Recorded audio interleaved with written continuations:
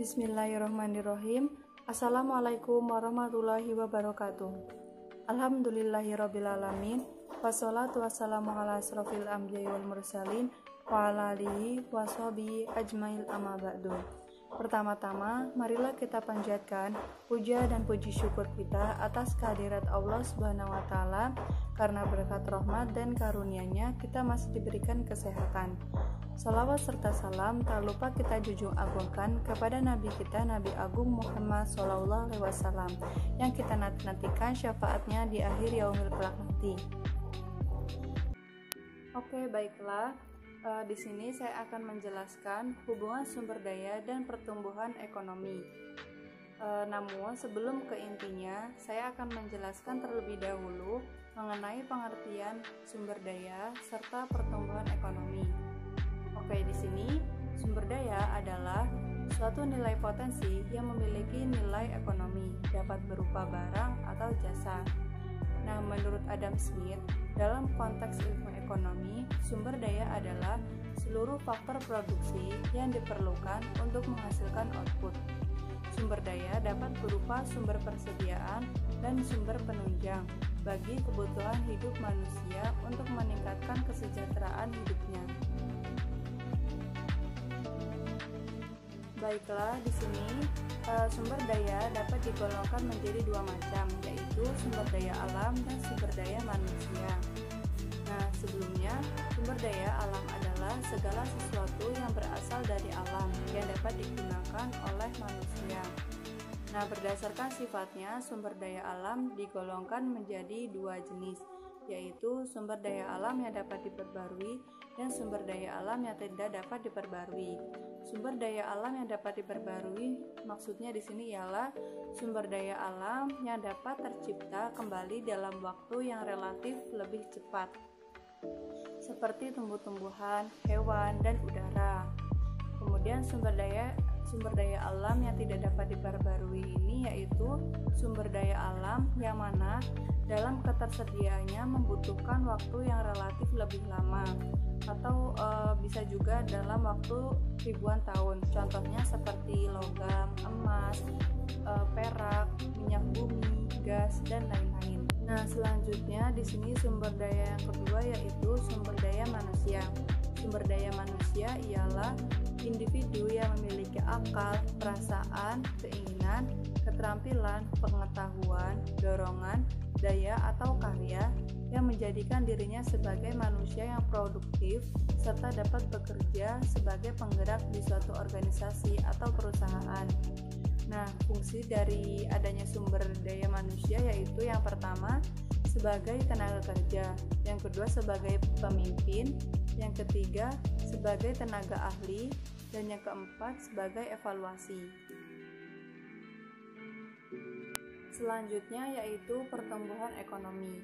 Pertumbuhan ekonomi adalah proses perubahan kondisi perekonomian suatu negara secara berkesinambungan menuju keadaan yang lebih baik selama periode tertentu. Nah, pertumbuhan ekonomi dapat diartikan juga sebagai proses kenaikan kapasitas produksi suatu perekonomian yang diwujudkan dalam bentuk kenaikan pendapatan nasional. Di sini, pertumbuhan ekonomi dan pembangunan ekonomi sering disamaartikan, padahal keduanya memiliki makna yang berbeda namun tetap berkesinambungan, di mana pembangunan ekonomi tidak akan terwujud apabila tidak ada dorongan dari pertumbuhan ekonomi. Artinya di sini perlu adanya pertumbuhan ekonomi agar pembangunan ekonomi dapat terwujud. Baiklah, selanjutnya yaitu hubungan sumber daya dan pertumbuhan ekonomi. Sebelumnya telah dijelaskan mengenai pengertian dari pertumbuhan ekonomi. Nah, di sini faktor dari pertumbuhan ekonomi yaitu adanya faktor pendorong dari sumber daya alam dan sumber daya manusia. Mengapa sumber daya alam dan sumber daya manusia dapat menjadi faktor pendorong dari pertumbuhan ekonomi? Jadi di sini ketika yang pertama dari sumber daya alam. Jadi di sini ketika sumber daya alam dimanfaatkan dan diolah dengan sebaik mungkin, maka akan mendorong kenaikan pendapatan nasional.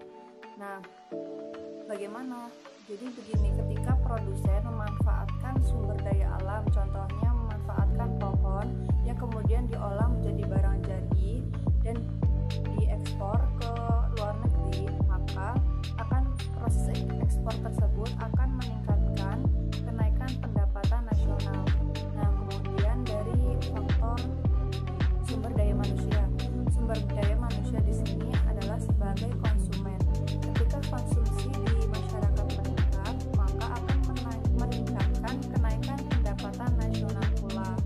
Nah, karena kenaikan pendapatan nasional ini dapat diartikan sebagai pertumbuhan ekonomi. Baiklah, berdasarkan contoh yang saya jelaskan sebelumnya, di sini menunjukkan arti bahwa antara sumber daya manusia dan sumber daya alam memiliki keterkaitan dan ketergantungan satu sama lain, di mana ketika sumber daya alam tidak dimanfaatkan dan tidak dikelola oleh manusia, maka tidak dapat berfungsi sebagaimana mestinya. Artinya antara sumber daya alam dan sumber daya manusia perlu dilakukan atau dimanfaatkan sesuai fungsinya, sehingga ketika kedua faktor tersebut telah berjalan sesuai fungsinya, maka akan membantu dan mendorong pertumbuhan ekonomi.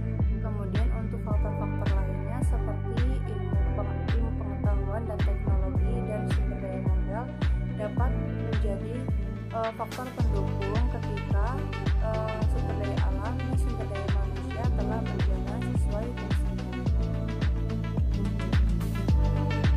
Baiklah, cukup sekian penjelasan dari saya.